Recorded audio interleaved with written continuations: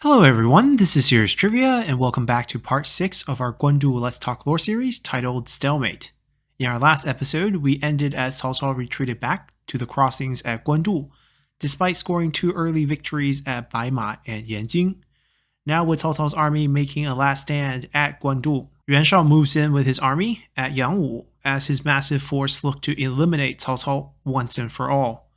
But before we continue from here, we must first spend some time discussing why this campaign ultimately ended up here at Guan, and how Guan's unique geological features will help Cao Cao overcome Yuan Shao's manpower advantage and score an unlikely victory worthy of the history books. So when the war had first started between Yuan Shao and Cao Cao, it was clear from the get-go that given the disparities in land, wealth, and manpower, Cao Cao was unlikely to win outright on the fields of battle. Therefore, he must find small advantages throughout the campaign to try to even out the odds to give himself a chance. And so far, Cao Cao has done brilliantly in terms of outmaneuvering Yuan Shao's vanguard forces around the different crossings on the Yellow River, and dampening Yuan Shao's morale by killing off 2 of his most prized generals in Yanliang and Wenchuo. But this is still not enough to stop Yuan Shao from crossing the Yellow River, as after all, the Yellow River is a relatively tame river, and was actually closer to Yuan Shao's base of operation in Ye than Cao Cao's base of operation in Xuchang. So if Cao Cao had wanted to use the Yellow River to make his last stand, he would have ended up with a much longer supply line compared to the attacking Yuan Shao. So he abandoned this idea fairly early on, as if you remember from our earlier episodes, when Cao Cao had first made his early deployments, he had left Zhang Liao and Xu Huang with 10,000 men at Guan to fortify the location and prepare it for a siege. And the reason why Cao Cao favored Guan to make his last stand is because of its unique geography. So as we can see here on this map,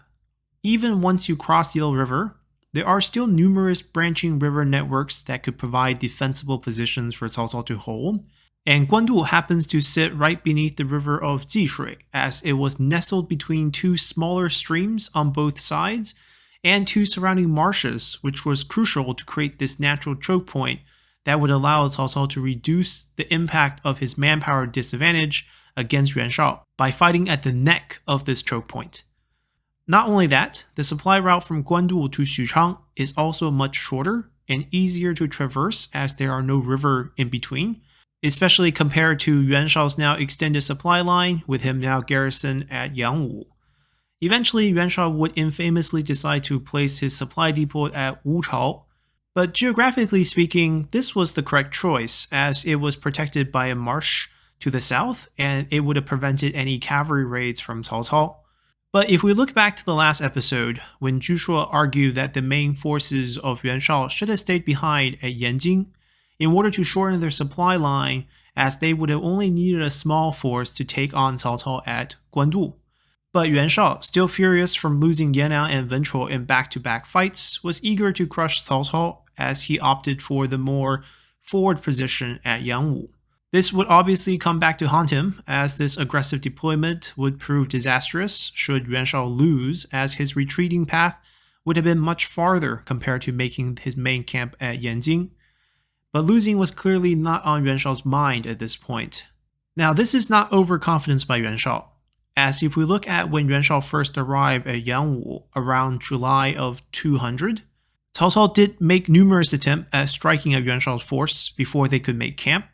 but due to the sheer numbers advantage, Yuan Shao easily beat back Cao Cao's forces at Yangwu, as Cao Cao was forced to retreat back to his camp at Guan, as it quickly became clear to Cao Cao that his only hope would be to hold and defend Guan, as any offensive attempt would be fruitless and borderline self-destructive.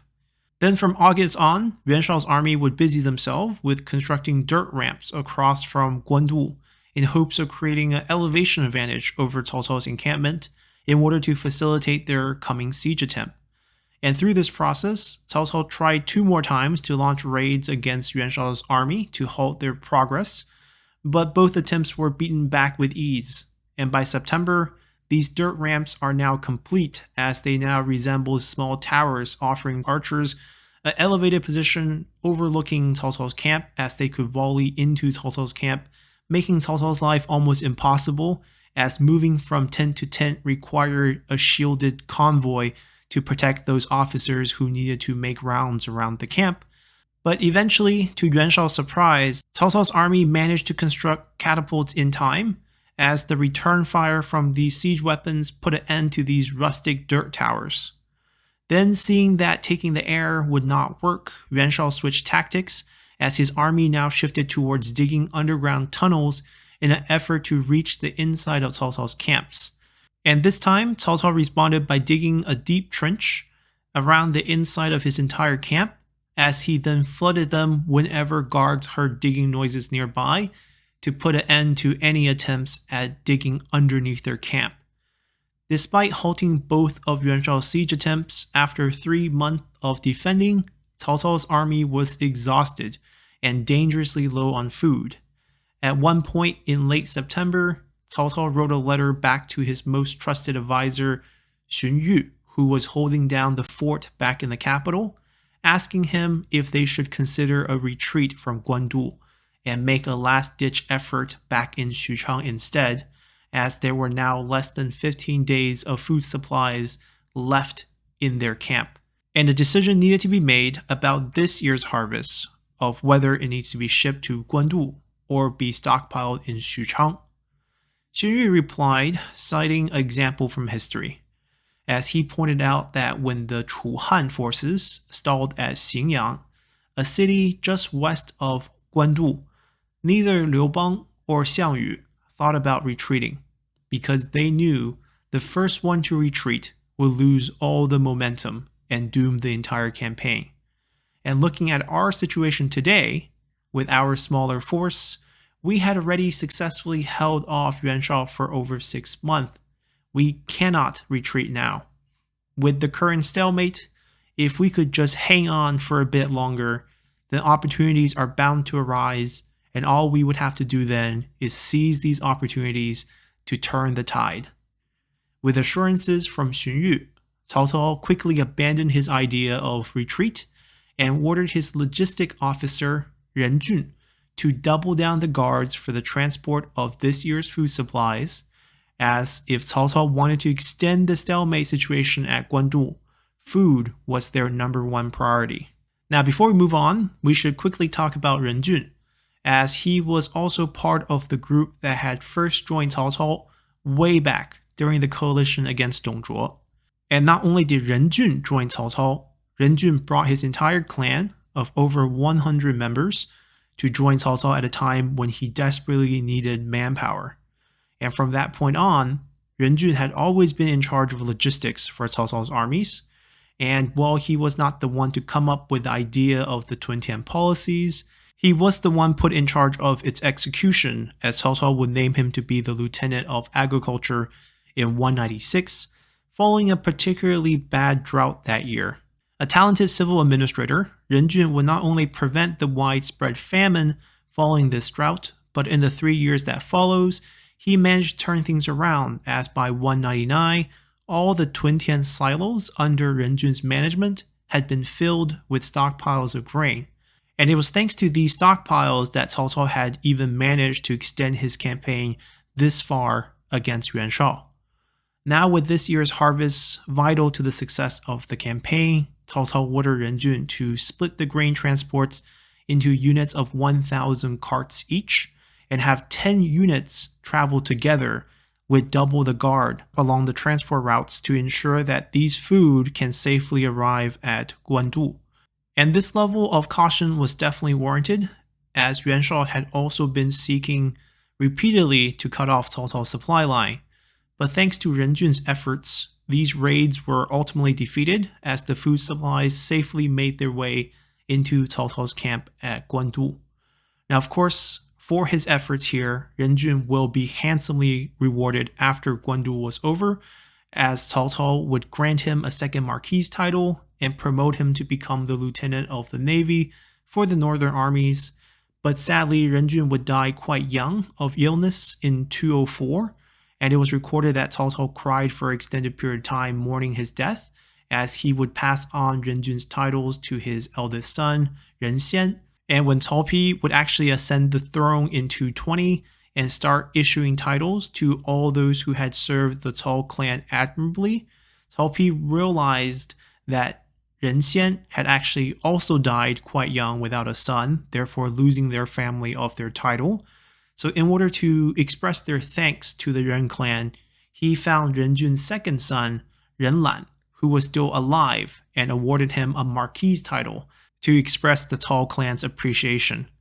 So from this, you can probably understand how important this food shipment was to Cao Cao, as the stalemate would continue at Guandu. Now, of course, food was not only important to Cao Cao, as Yuan Shao's massive army also needed to eat, and with a much more extended supply line and many more mouths to feed, it was much harder for Yuan Shao to protect his supply transport from getting raided, as Cao Cao repeatedly sent out Xu Huang and Shi Huan to attack Yuan Shao's supply line. And indeed, throughout September, Xu Huang and Shi Huan would manage to burn over 1,000 supply carts, but that was still only merely a dent in Yuan Shao's supplies. And the fact of the matter was, Yuan Shao controlled the Ji province, which was the breadbasket for the entire Han dynasty. So feeding an army of Yuan Shao's size was not a problem. But these raids did have one major effect, as Yuan Shao got concerned about his food supplies and had ordered Chun Yuqiong to return to the north with 10,000 men to secure and round up another entire year worth of food supplies, as Yuan Shao wanted to be prepared for the long run. And it was also during this period that Yuan Shao became very aware of Cao Cao's desperate food situation, as more and more civilians started to flock to his camp, as Cao Cao's need for food caused many civilians to go hungry, as harvest was forcefully taken away from many civilians in order to feed the army.